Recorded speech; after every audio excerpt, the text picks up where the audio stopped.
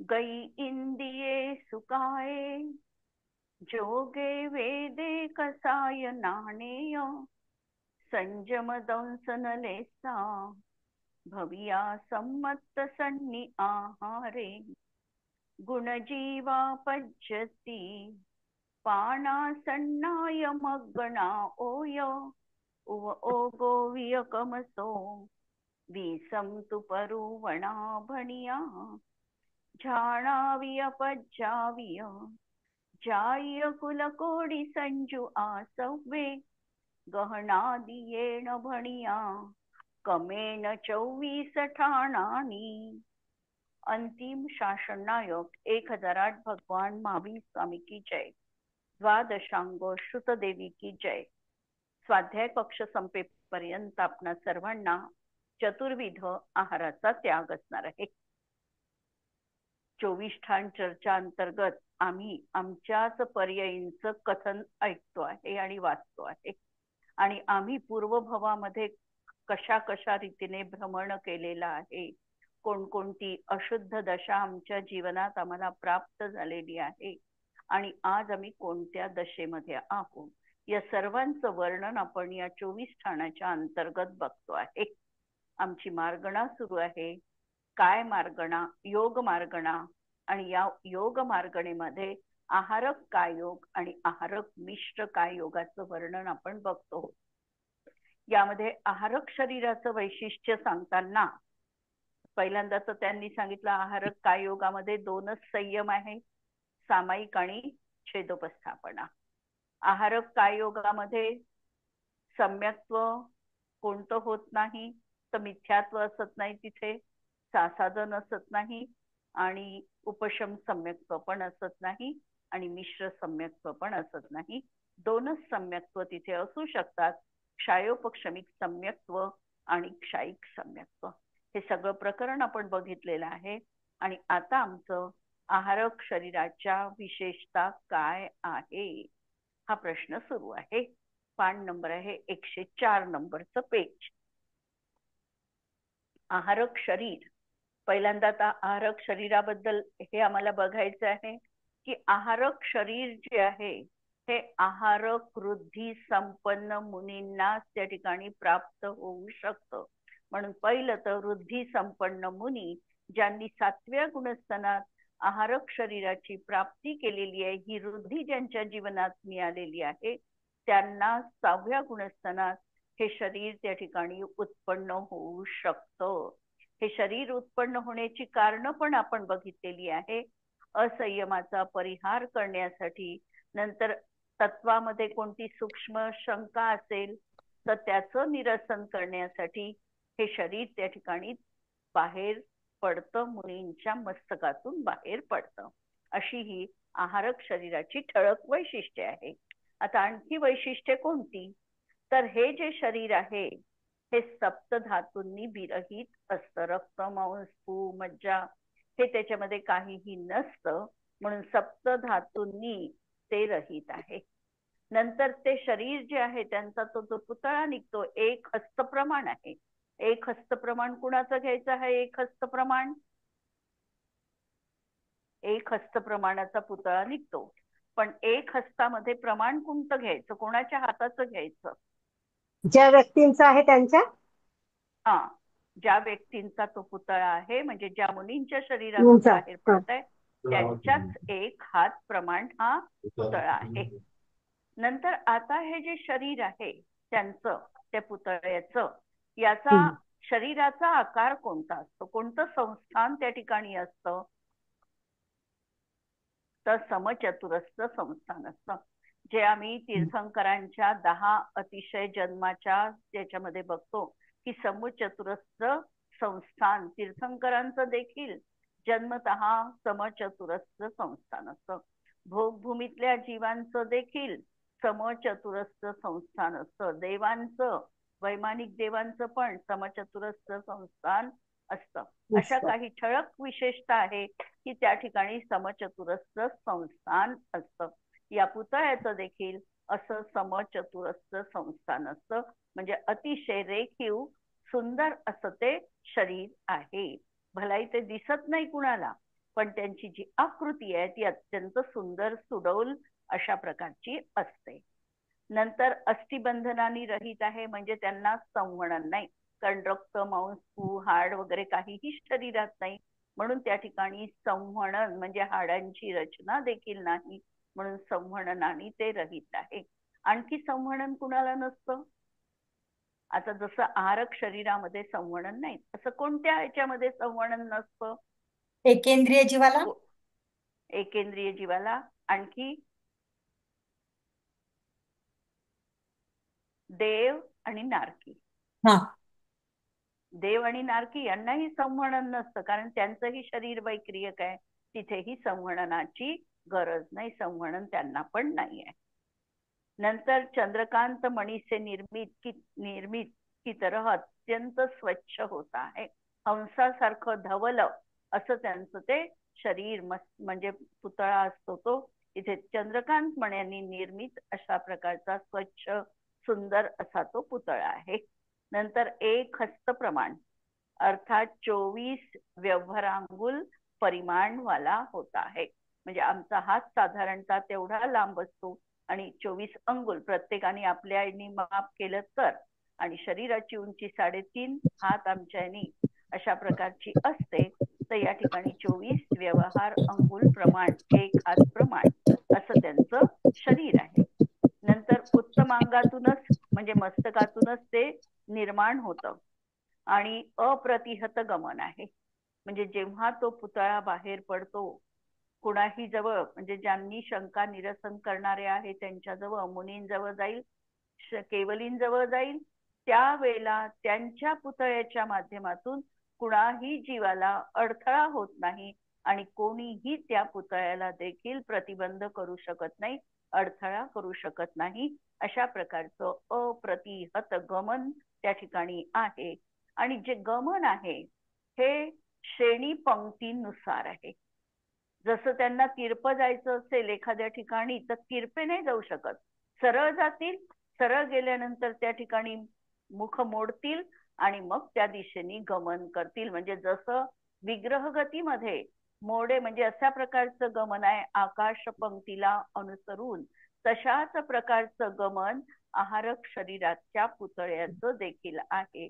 म्हणजे ते जातील, जर त्यांना तीर्थ वगैरे जायचं असेल किंवा खोलात जायचं असेल, डेप्थ मध्ये जायचं असेल तर त्या ठिकाणी तशा प्रकारचा मोड घेऊन ते त्या ठिकाणी पोचतील आणि शंका निरसन केल्यानंतर परत त्याच क्रमाने येऊन मुनींच्या मस्तकामध्ये विलीन होते.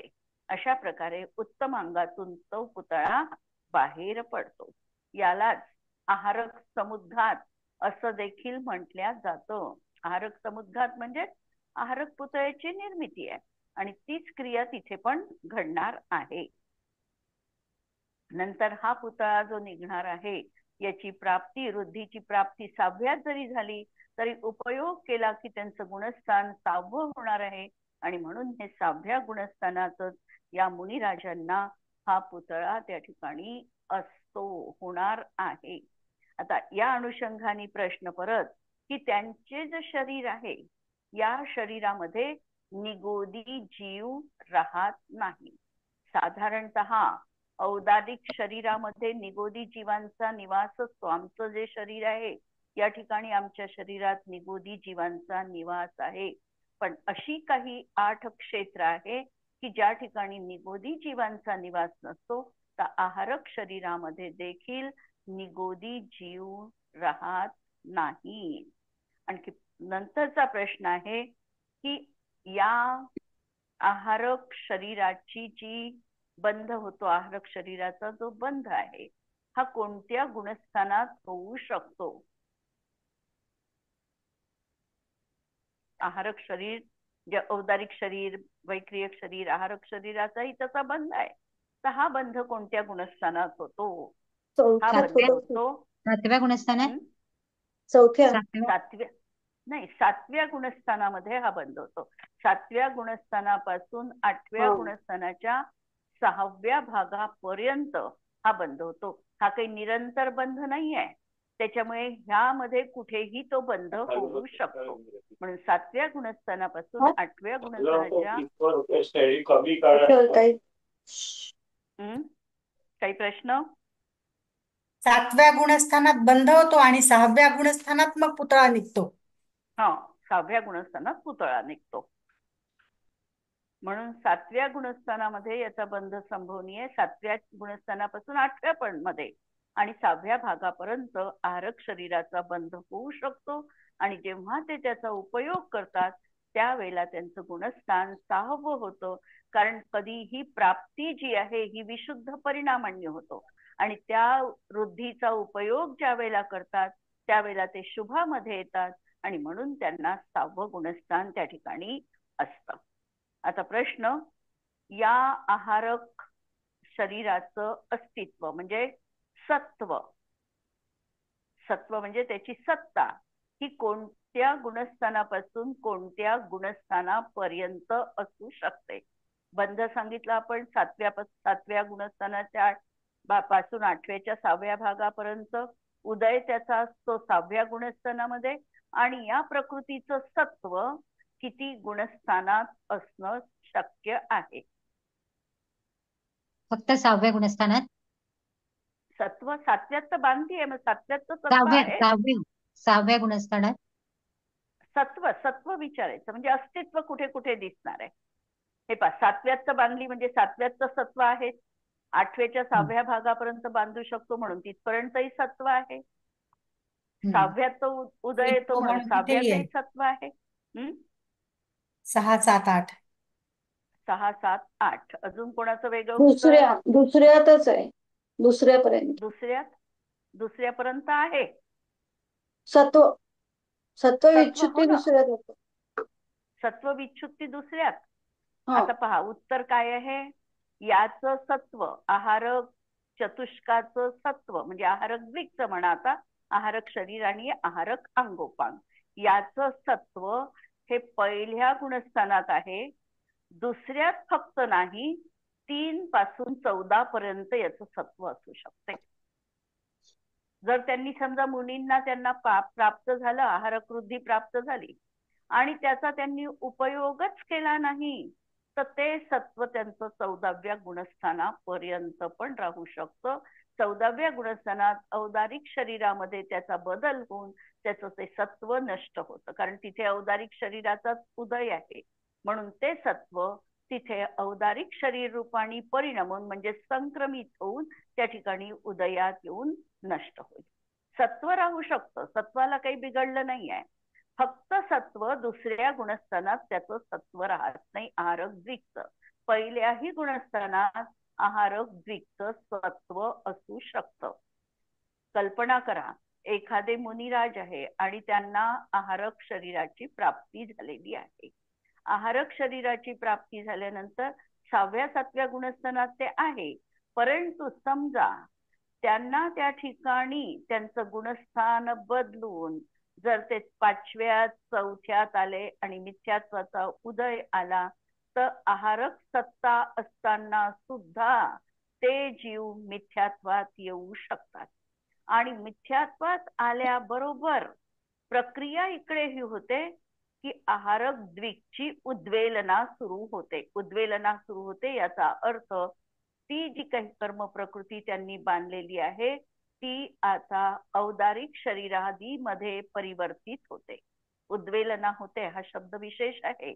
उद्वेलना होते म्हणजे त्या प्रकृतीचं त्या रूपाने न राहता सजातीय रूपाने त्याचा बदल घडतो, त्याला म्हणायची उद्वेलना होते. भोमटसार मध्ये 13 प्रकृती अशा सांगितलेल्या आहे की ज्या उद्वेलना होण्या योग्य प्रकृती आहे. त्यापैकी एक प्रकृती आहे आहारक द्विक. तर याची जेव्हा उद्वेलना होते तर मिथ्यात्व गुणस्थानात आला तरीही काही काळपर्यंत आहारक द्विकचं सत्व त्याच्या जीवनात असू शकतं आणि म्हणून त्या ठिकाणी उद्वेलना संभवनीय आहे. आता दुसऱ्या गुणस्थानात का नाही त्याचं सत्व हाही प्रश्न येईल ना. मग 3ऱ्या गुणस्थानात असू शकतं, 4थ्याही गुणस्थानात, कारण खाली उतरले मुनिराज तर त्या ठिकाणी असू शकतं 4थ्याही गुणस्थानात. 3ऱ्याही गुणस्थानात ते येऊ शकतात 4थ्यातून म्हणून तिथे पण सत्व असू शकतं. पण दुसऱ्या गुणस्थानात अशा रीतीने सत्व त्यांचं असणार नाही. काही सांगता येईल? तसं प्रकरण बघितलंय आता. आहारक द्विकचं जोपर्यंत सत्व आहे असत्व. जीवनात, सत्व आहारक द्विकचं जोपर्यंत सत्व आहे तोपर्यंत तो जीव प्रथमोपशम सम्यक्त्व करू शकत नाही. म्हणून आणि प्रथमोपशम सम्यक्त्वातूनच तो दुसऱ्यात येऊ शकतो.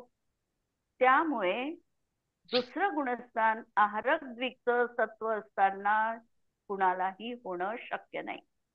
कारण आहारक द्विकची ज्या वेळेला मिथ्यात्व गुणस्थानात येऊन उद्वेलना होईल त्यानंतर दोन प्रकृतींची अजून उद्वेलना होते, मिश्र आणि सम्यक प्रकृती, आणि त्यानंतरच तो जीव प्रथमोपशम सम्यक्त्व प्राप्त करू शकतो.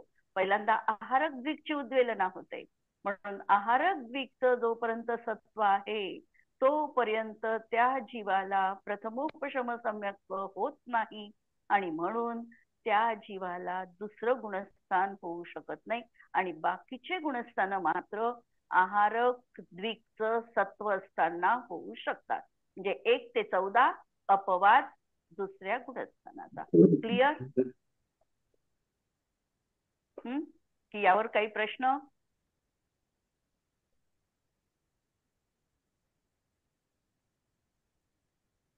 ठीक आहे.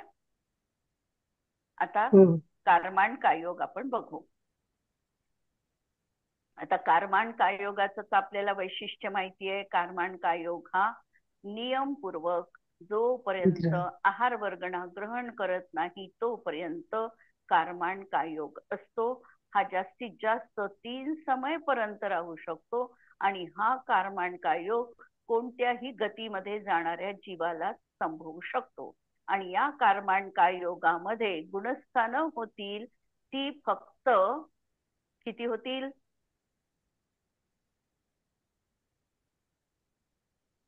कारमाण कायोगामध्ये गुणस्थानांचा विचार आपण केला तर किती गुणस्थानं होऊ शकतील? पहिलं होऊ शकते कारण पहिल्या गुणस्थानात मरण आहे. पहिलं, दुसरं, दुसऱ्यामध्ये चौथं, पहिलं, दुसरं, चौथं आणि 13वं. आणि त्या याच्या केवळ समुद्घाताच्या अपेक्षेने लावलं तर 13वं. नॉर्मली पाहिलं तर हे 3. म्हणजे यामध्ये कारमाण कायोग सगळ्या जीवांना राहणार आहे. त्यामुळे ही गुणस्थानं आपल्याला पाहून आणि गतीच्या अपेक्षेने हे बघून कारमाण कायोगाचा आपण चार्ट लावूया. गती किती राहतील कारमाण कायोग वाल्याला? 4ही गती राहतील. इंद्रिय किती राहील? एकेंद्रियापासून पंचेंद्रियांपर्यंत. एकेंद्रियापासून पंचेंद्रियापर्यंत. कारण सगळ्यांना कारमाण कायोग होऊ शकतो. एकेंद्रिय गतीमध्ये जाणारा जीव असेल तरीही त्याला विग्रह गती असेल तर कारमाण कायोग त्या ठिकाणी आहेच. काय? दोन्ही असतील. 5 आणि त्रसक आहे. शाही काय राहतील. योग किती राहील? आता योग लावताना स्वकीय लावलाय म्हणून कारमाण लावायचा. वेद किती राहतील? तिन्ही राहतील. सगळ्या गती असल्यामुळे. सगळ्या गती असल्यामुळे तिन्ही वेद त्यांना राहू शकतात. कषाय किती राहतील? कशाय पण सगळे असू शकतात. कषाय पण सगळे आहेत. 16 आणि 9 कषाय. 25ही कषाय त्यांना असू शकतात. ज्ञान किती राहतील? इथे 3 म्हणजे 3 आणि 4 6 ज्ञान. 6 ज्ञान कोणते? मनपर्यय नाही होणार आणि कुअवधी नसते. कुअवधी नाही होणार. मनपर्यय ज्ञान होणार नाही आणि कुअवधी ज्ञान होणार नाही. कारण मनपर्यय ज्ञान हे कधी आहे? मुनींना आहे. आणि मुनींचं गुणस्थान 6व्यापासून वरचे आहे. त्या ठिकाणी कारमाण कायोग असत नाही. म्हणून तिथे मनपर्यय ज्ञानात कारमाण कायोग नसल्यामुळे ते ज्ञान होणार नाही. आणि सुअवधीवाल्यांना देखील कारमाण कायोग असत नाही. म्हणून इकडे सुअवधीवाल्यांना असू शकतं जर तो सम्यक्त्व सहित जाणार असेल तर. म्हणून अवधी हो ज्ञान अवधी आहे नाही. त्या ठिकाणी कुअवधी नाही राहणार. म्हणून 2 कुज्ञान आणि 4 सुज्ञान अशी 6 ज्ञान राहतील. संयम किती राहील? असंयम आणि 13व्या गुणस्थानाच्या अपेक्षेने यथाख्यात. यथाख्यात एकदम करेक्ट. कारण कर्मांड योगामध्ये कोणताही जीव 4थ्या गुणस्थानात जरी असला तरी तो असंयमीच आहे. म्हणून संयम कर्मांड योगामध्ये राहणार नाही. आणि 13व्या गुणस्थानाच्या अपेक्षेने बघितलं तर यथाख्यात संयम वालेच ते राहतील. दर्शन 4. 4 दर्शन. चारी पण राहतील. लेशा 6 राहील. 6 राहील. भव्य दोन्ही असतील, भव्य अभव्य. दोन्हीही आहे. सम्यक्त्व ते फक्त आता हे तिसरं गुणस्थान नाही होत ना, मरण नाही म्हणून. तर ते मिश्र म्हणून कोणतं सम्यक. सम्यक? मिश्र सम्यक्त्व काढायचं. बाकी सगळे राहतील. क्षायक्षमिक आणि औपशमिक कोणत्या अपेक्षेने राहील? देवपर्यायीच्याच अपेक्षेने. औपशमिक जे राहतील ते देवपर्यायीच्याच अपेक्षेने. साधन राहील ते 3 आयुच्या अपेक्षेने, 3 गतीच्या अपेक्षेने, नरकच्या अपेक्षेने नाही लावायचं. आणि क्षायक्षमिक पण राहील ते पण फक्त देवगतीच्या अपेक्षेने. फक्त देवगतीच्या अपेक्षेने. आणि कृतकृत्य वेदक असेल तर मग बाकीच्या अपेक्षेने. संज्ञी दोन्ही असतील. दोनही आहे. आहारक आता इथे अनाहारक असेल ना, विग्रह गती असल्यामुळे अनाहारकच आहे. या ठिकाणी अनाहारकच आहे. कारण कर्मांड योग आहे. अजून कोणतीही पर्याप्ती ग्रहण केलेली नाही. गुणस्थान 1, 2, 4 आणि 13. 4 आणि 13. पहिलं, दुसरं, चौथं आणि 13वं. जीव समास सगळे सगळेच लावावे लागतात. पर्याप्ती एक पण नाही. एकही नसेल. एकही नाही. प्राण इथे 7 प्राण लावायचे. इथे 7 प्राण किंवा कर्मांड योगामध्ये जर क्षय तरी 7च लावावे लागतात. जरी क्षयक्षम घेऊन आलेला आहे तरीही प्राण 7च लावायचे. 5 इंद्रिय, 1 बल आणि 1 आयु. संज्ञा पण क्षयोक्षम समजा आपण पाहला तर नरक गतीमध्ये, देवगतीमध्ये किंवा मनुष्य पर्यायी देणाऱ्या जीवाला भावेंद्रियाच्या अपेक्षेने पाहिलं तर 5 इंद्रिय आहेतच. मनाचंही 9 इंद्रियावरण कर्माचा पण क्षयोक्षम तो घेऊनच आलेला आहे. पण तरी देखील त्या ठिकाणी या कर्मांड योगामध्ये ते व्यक्त नाही. म्हणून आपल्याला एवढेच प्राण लावायचे आहे. संज्ञा 4 असतील. 4ही आहे. उपयोग 6 आणि 4 10. 10 उपयोग. ध्यान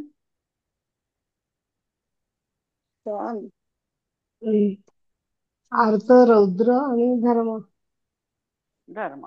आणि तिकडे यथाख्यात चारित्र्याच्या अपेक्षेने विचार केला तर शुक्ल ध्यान राहील. तिकडे शुक्ल ध्यान राहू शकते. कोणतं? आता हे कसं लावायचं 10 ध्यान? कर्मांड हे पाहे 10 तर लावले आपण. 4 अर्थ, 4 रौद्र आणि 2 धर्मध्यान हे नॉर्मल मध्ये. आणि तिकडे आता तो समजा कर्मांड योग कधी आहे? कर्मांड योगात पहिलं, दुसरं आणि चौथं गुणस्थान आहे ना. चौथा आहे की नाही? चौथं गुणस्थान असल्यामुळे सम्यक्त्वी आहे तो. सम्यक्त्वी आहे तर ध्यान विरहित तर नाहीच आहे. मग 2 धर्मध्यान राहू शकतात त्याच्या जीवनात. 2 धर्मध्यान. ध्यान विरहित. 2 धर्मध्यान. नरकात जाणारा असेल तर एकच राहील. देवगतीमध्ये जाणारा असेल तर 2 राहतील. मनुष्य पर्यायीतही येणारा असेल तर 2 राहील. म्हणून 2.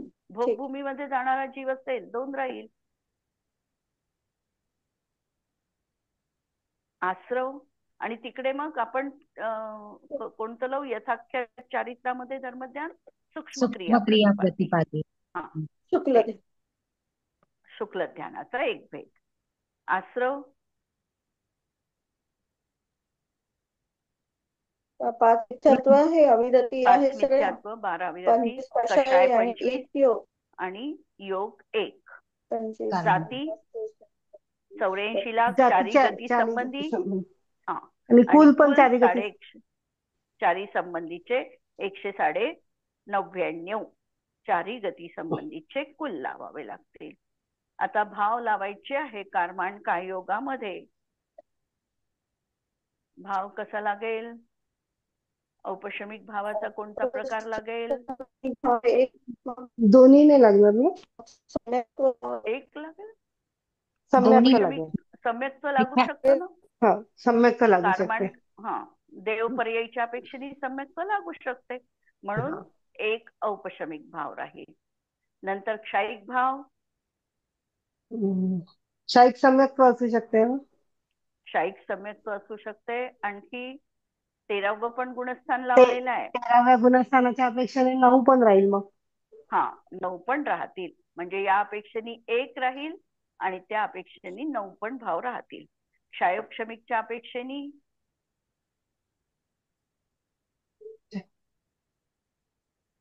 4 आणि 2 6 ज्ञान, त्याच्यामधलं एक ज्ञान कमी करावं लागेल.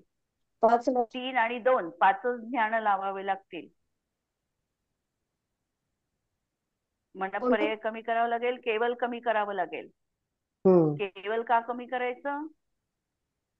कारण ते क्षायोपशमिक नाही, क्षायिक मध्ये घेतलंय त्याला. हा, क्षायिक मध्ये घेतलंय आपण, म्हणून त्याला कमी करायचं. म्हणून 2 कुज्ञान आणि 3 सुज्ञान अशी 5 ज्ञान. इकडे केवल दर्शन कमी करायचं, तर 3 दर्शन. नंतर लेशाचे 6 प्रकार.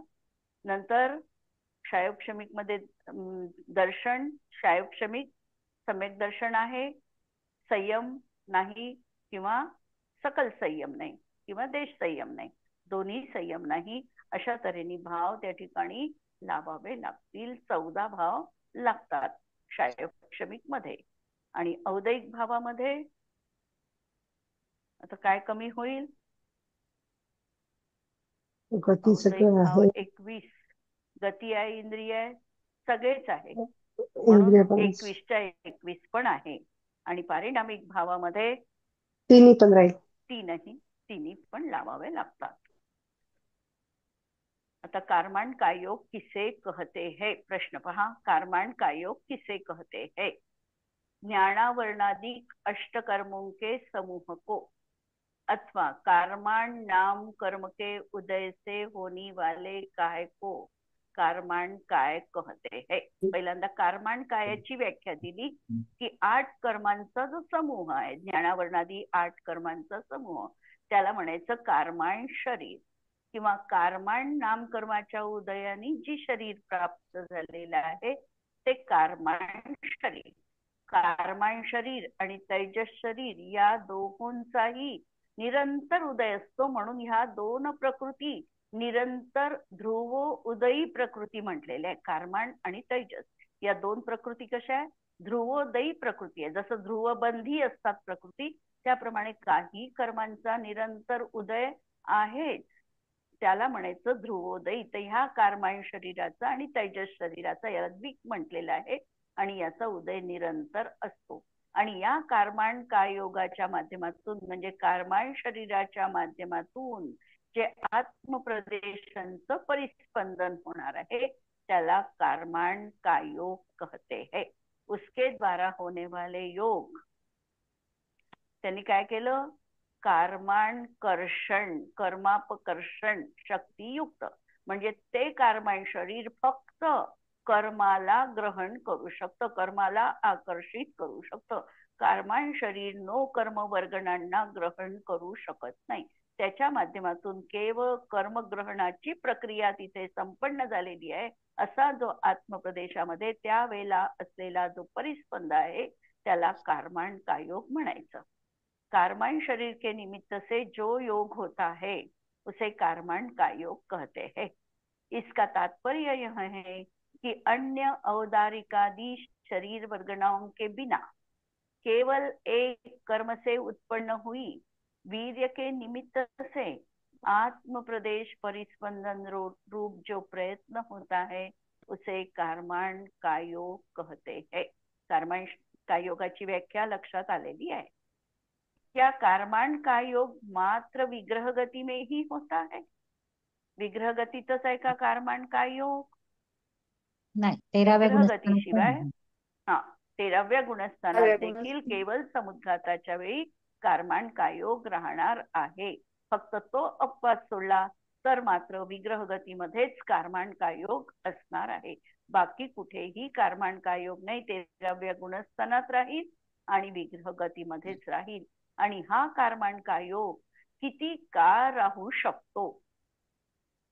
जास्तीत जास्त 3 समय. जास्तीत जास्त समय. 3 समय। 3 समय. 3 समय एकम द्वौ त्रीन् वा नाहरकः. नाहरकः। हा 3 समय हा अनाहरक राहू शकतो। म्हणजे कारमाण कायोग फक्त 3 समयच राहू शकतो। 3 समयामध्ये तो मोडे किती घेतो? 2. 3 समयामध्ये तो नाही, 3 समयात 4 मोडे घेतो. 4 मोडे. 4 हा. मोडे घेतो। हा हा. पहिल्या याच्यामध्ये रुजुगतीने जातो, मोडा घेत नाही। एक हम्म. समय कारमाण कायोग असेल तर 1 मोडा, 2 असेल तर 2 आणि 3 असेल तर 4 असे तो मोडे घेतो। 1 समय कारमाण कायोग असेल तर तो 1 समयात उत्पन्न झाला रुजुगतीने तर त्या ठिकाणी कारमाण कायोग त्याला असत नाही। 2 समय लागले तर 1 समय तो अनाहरक आहे। 3 समय लागले तर 2 समय आणि 4 समय लागले तर 3 समय। अशा प्रकारे कारमाण कायोग विग्रह गतीमध्ये त्याला असतो। म्हणून विग्रह गति में कारमाण कायोग ही होता है, लेकिन 13वें गुणस्थान की समुद्घात की अवस्था में भी 3 समय तक बिना विग्रह गति के भी कारमाण कायोग होता है। 13व्या गुणस्थानातले कोणते 3 समय आहे की ज्या वेळेला कारमाण कायोग असतो? प्रतर, लोकपुराण आणि परत प्रतर. हा 3 समय बरोबर। कारमाण कायोगामध्ये कुअवधि ज्ञान क्यों नहीं होता? कुअवधि ज्ञान क्यों नहीं होता? कारण कुअवधि ज्ञान अनुगामी नहीं होता। त्या दिवशी आपण अवधी ज्ञानाचे 6 भेद बघितले, अनुगामी, अननुगामी। त्याच्यामध्ये एक भवानुगामी आहे की दुसऱ्या भावामध्ये जो सोबत जाईल त्याला भवानुगामी म्हटलेलं आहे। अवधी ज्ञानामध्ये हे अवधी ज्ञान भवप्रत्यय असल्यामुळे ते एका गतीतून दुसऱ्या गतीत जाताना असणार नाही कुअवधी ज्ञान। सुअवधी मात्र असू शकते, म्हणून कुअवधी ज्ञान अनुगामी नहीं होता। जिसको साथ ले जाने से कारमाण कायोग में कुअवधि ज्ञान बन जावे और कारमाण कायोग में अल्पकाल में कुअवधि ज्ञान उत्पन्न भी नहीं हो सकता। इसीलिए कारमाण कायोग में कुअवधि ज्ञान नहीं हो सकता। तो अनुगामी नाही आणि कारमाण कायोगामध्ये इतका अल्प समय आहे की त्या अल्प समयामध्ये ते शरीर पर्याप्ती पूर्ण झाल्याशिवाय अवधी ज्ञानाची प्राप्ती करू शकत नाही। आणि म्हणून त्या ठिकाणी कुअवधि ज्ञान कारमाण कायोगात आणि मिश्र कायोगामध्ये असणार नाही। शरीर पर्याप्ती पूर्ण झाली की मग भव प्रत्यय अवधी ज्ञान त्या ठिकाणी त्यांना होईल की जे कुअवधी असेल। कारमाण कायोग में अवधि ज्ञान किस किस अपेक्षा से होता है? कोणकोणत्या अपेक्षेनी अवधी ज्ञान कारमाण कायोग वाल्यांना राहील? अनुगामी अवधी ज्ञान असेल तर हा अनुगामी अवधी ज्ञान असेल तर ते चारी आणि गतीतील तीर्थंकरांच्या जीवांना, तीर्थंकरांच्या जीवांना, आणखी जे सर्वार्थ सिद्धीमध्ये जाणारे जीव आहे त्यांना पण अवधी ज्ञान घेऊन जाणार आहे।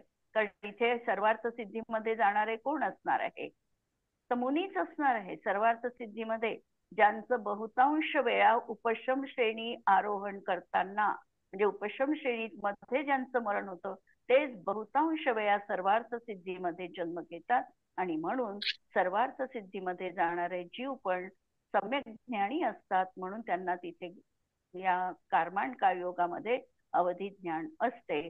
आणि तीर्थंकर प्रकृतीची सत्ता ज्या जीवांजवळ आहे असे देवगतीमधून येणारे जीव किंवा नरक गतीमधून पण येणारे जीव त्यांना देखील कर्मांका योगामध्ये अवधी ज्ञानाची प्राप्ती असते. जसं आता श्रेणिक राजा आहे, रावण आहे, श्रीकृष्ण आहे, यांना देखील दुसऱ्या किंवा तिसऱ्या नरकातून निघत असताना सुद्धा जन्मतः म्हणजे कर्मांका योग असताना त्यांना अवधी ज्ञानाची उपलब्धी असणार आहे. ठीक आहे, इथपर्यंत आज आपण थांबूया.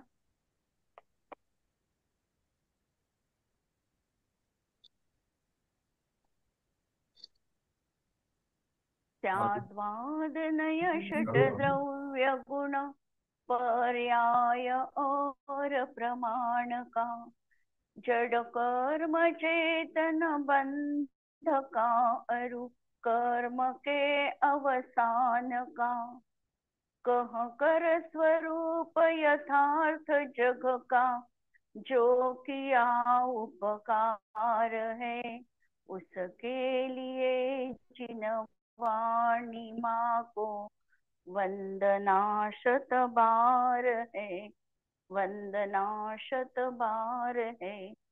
नमो अरिहंताणं नमो सिद्धाणं नमो आयर्याणं नमो उज्जायाणं नमो लोये सव्वसाहुणं. सर्वांना जय जिनेंद्र.